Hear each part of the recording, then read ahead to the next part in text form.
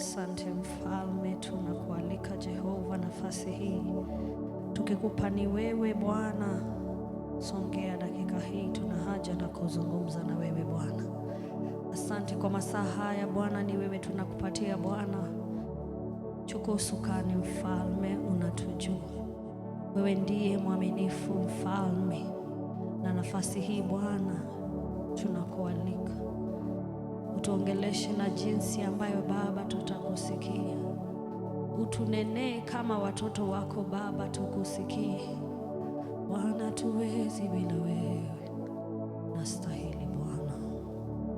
Haleluya.